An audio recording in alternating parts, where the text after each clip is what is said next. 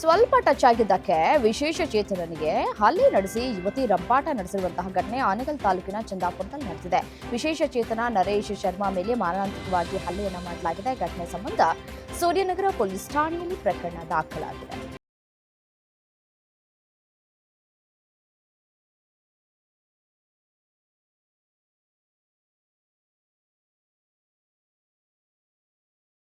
ನಡೆದಿದೆ. ವಸಂತ ಅಮೀನ್ ಪುತ್ರ ಮೋಕ್ಷ ಮೃತ ಬಾಲಕ ಅಂತ ಹೇಳಿ ಗುರುತಿಸಲಾಗಿದೆ. ಕೌಟುಂಬಿಕ ಕಲಹಕ್ಕೆ ಮನೆಯಲ್ಲಿ ಸಂಘರ್ಷ ನಡೆದಿರೋದರ ಬಗ್ಗೆ ಅನುಮಾನ ವ್ಯಕ್ತವಾಗಿದ್ದು, ಮೋಕ್ಷ ತಂದೆಯೂ ಚೂರಿ ಇರಿತದಿಂದ ಗಂಭೀರ ಸ್ಥಿತಿಯಲ್ಲಿದ್ದಾರೆ. ತಂದೆ ಮಗನ ಮಧ್ಯೆ ಮನೆಯಲ್ಲಿ ಜಗಳ ನಡೆದಿರೋದರ ಬಗ್ಗೆ ಶಂಕೆಗಳು ವ್ಯಕ್ತವಾಗಿದ್ದು, ಕಡಬ ಪೊಲೀಸ್ ಠಾಣೆಯಲ್ಲಿ ಪ್ರಕರಣ ದಾಖಲಾಗಿದೆ. ರಾತ್ರಿ ಹುಡುಗರು ಓಡಾಡಿದ್ದಕ್ಕೆ ಕಿರಿಕ್ ನಡೆದಿದ್ದು ಯಾಕೆ, ಹುಡುಗರಿಗೆ ಬೈತೀರಿ ಅಂತ ಕೇಳೋದಕ್ಕೆ ಹೋದಂತಹ ಯುವಕನನ್ನ ಬರ್ಬರ ಹತ್ಯೆ ಮಾಡಿರುವಂತಹ ಘಟನೆ ರಾಯಚೂರಿನ ಜಹೀರಾಬಾದ್ ಬಳಿಯ ಮಾವಿನಕೆರೆಯಲ್ಲಿ ನಡೆದಿದೆ. 22 ವರ್ಷದ ವಿಶಾಲ್ ಕೊಲೆಯಾದಂತಹ ಯುವಕ ಮೃತನ ಸ್ನೇಹಿತರಾದ ರಾಜು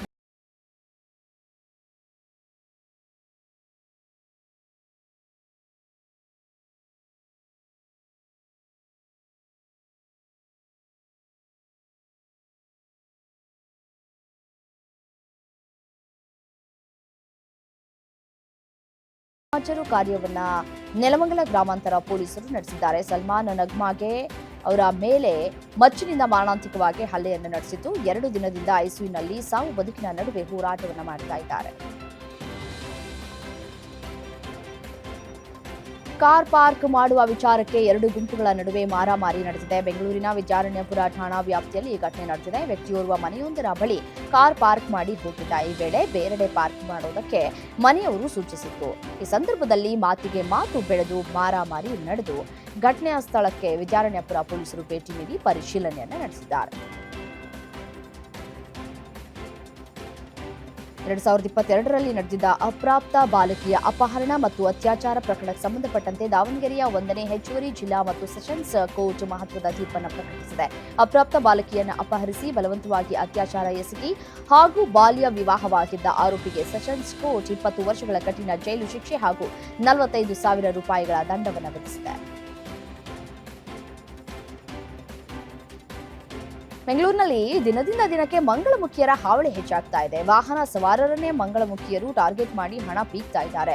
ಇನ್ನು ನೆಲಮಂಗಲ ಹೆದ್ದಾರಿಯಲ್ಲಿ ಹೋಗ್ತಾ ಇದ್ದ ಬೈಕ್ ಸವಾರ ವೇಣು ಎಂಬಾತನಿಗೆ ಮಂಗಳಮುಖಿ ದಿಶಾ ಧಮಕಿಯನ್ನ ಹಾಕಿ ಫೋನ್ ಪೇ ಮುಖಾಂತರ 4,000 ಜೊತೆಗೆ ಜೇಬಿನಿಂದ 34,000 ಲಪಟಾಯಿಸಿದ್ದಾರೆ. ನೆಲಮಂಗಲ ಠಾಣೆಗೆ ದೂರನ್ನ ಕೊಟ್ಟಿದ್ದು, ಕೃತ್ಯ ನಡೆದ ಸ್ಥಳದಲ್ಲೇ ಮಂಗಳಮುಖಿಯನ್ನ ಅರೆಸ್ಟ್ ಮಾಡಲಾಗಿದೆ. ಗ್ಯಾರಂಟಿ ಸರ್ಕಾರದ ಹಣ ಬೇಡ, ನಮಗೆ ಪಗಾರ ಹಣ ಕೊಡಿಸಿ ಅಂತ ಬೊಮ್ಮಾಯಿ ಪುತ್ರ ಭರತ್ ಬಳಿ ಮಹಿಳೆಯೋರ್ವಳು ಗೋಗರ್ದಿದ್ದಾಳೆ. ಹಾವೇರಿ ಜಿಲ್ಲೆಯ ಶಿಗ್ಗಾವಿ ತಾಲೂಕಿನ ಗೋಟಗೋಡಿಯಲ್ಲಿ ಈ ಘಟನೆ ನಡೆದಿದೆ. ನೊಂದ ಮಹಿಳೆಗೆ ಕಳೆದ 6 ತಿಂಗಳಿನಿಂದ ಸಂಬಳ ಬಂದಿರಲಿಲ್ಲ. ಈ ಹಿನ್ನೆಲೆ ಜಾನಪದ ವಿಶ್ವವಿದ್ಯಾಲಯ ಕಾರ್ಯಕ್ರಮಕ್ಕೆ ಆಗಮಿಸಿದ್ದ ಭರತ್ ಬೊಮ್ಮಾಯಿ ಬಳಿ ಮಹಿಳೆ ಮನವಿಯನ್ನು ಮಾಡಿದ್ದಾರೆ.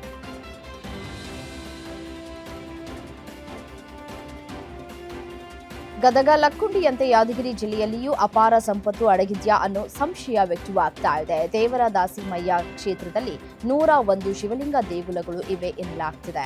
ಶಿವಲಿಂಗ ದೇಗುಲದ ಮೇಲೆಯೇ ಮನೆಗಳನ್ನ ನಿರ್ಮಾಣ ಮಾಡಲಾಗಿದ್ದು, ಕಲ್ಲು ಮಣ್ಣಿನಿಂದ ಬಹುತೇಕ ದೇಗುಲಗಳನ್ನು ಮುಚ್ಚಲಾಗಿದೆ ಎನ್ನಲಾಗ್ತಾ ಇದೆ. ಇನ್ನು ಚಾಲುಕ್ಯರ ಕಾಲದ ವಾಣಿಜ್ಯ ಕೇಂದ್ರ ಕೂಡ ಇತ್ತು ಅಂತ ಗ್ರಾಮಸ್ಥರು ಹೇಳಿದ್ದಾರೆ.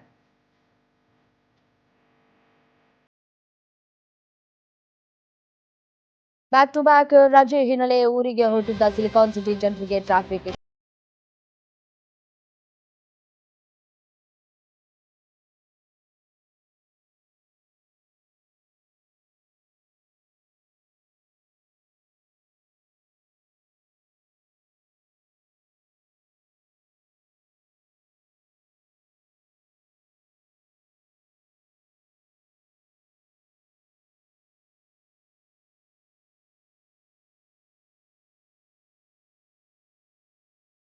ಆದ್ರೆ ನಿಲ್ದಾಣದಲ್ಲಿ ಬಸ್ಗಳು ಇಲ್ಲದೆ ಪ್ರಯಾಣಿಕರು ಪರದಾಡುವಂತಾಗಿತ್ತು. ಹಾಗೊಂದು ಹೀಗೊಂದು ಬರುವಂತಹ ಬಸ್ಗಳಿಗೆ ಜನರು ಬಸ್ ಅನ್ನು ಹತ್ತುವುದಕ್ಕೆ ಹರಸಾಹಸವನ್ನ ಪಟ್ಟರು.